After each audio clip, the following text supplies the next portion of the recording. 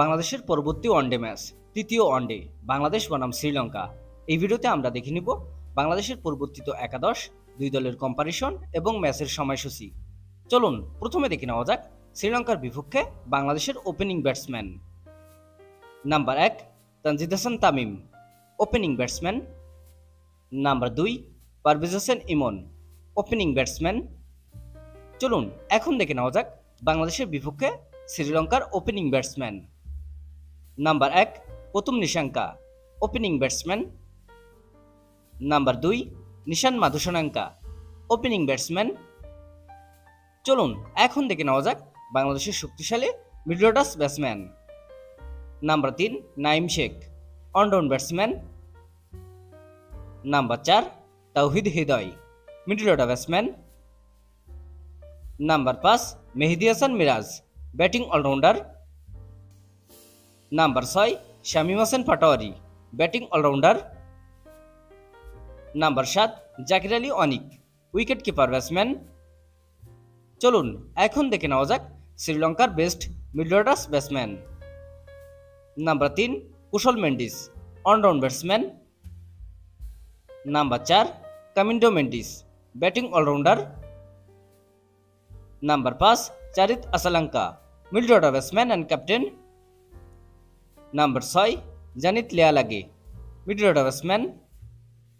Number 7 Dunith Wellalage, batting allrounder. চলুন এখন দেখে নেওয়া যাক বাংলাদেশের best bowler. Number 8 Tanvir Islam, spin bowler.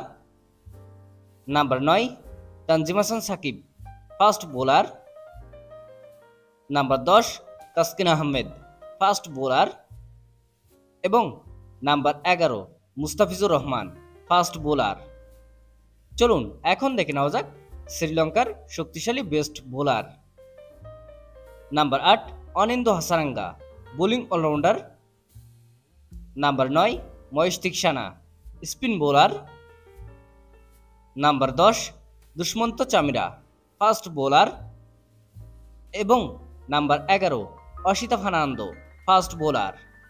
এই দুই দলের ভিতরে কোন দলের একাদশ বেস্ট বলে আপনি মনে করেন এবং বাংলাদেশের এই একাদশটিকে আপনি 10-এর ভিতরে কত মার্ক দিবেন অবশ্যই জানাবেন।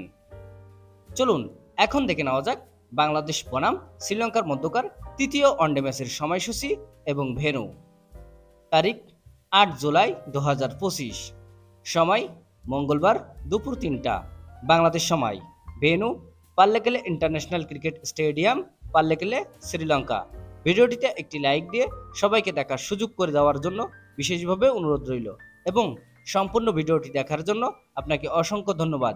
ক্রিকেট এবং ফুটবলের নিউজ আপডেট পেতে আমাদের সাথেই থাকুন। ধন্যবাদ।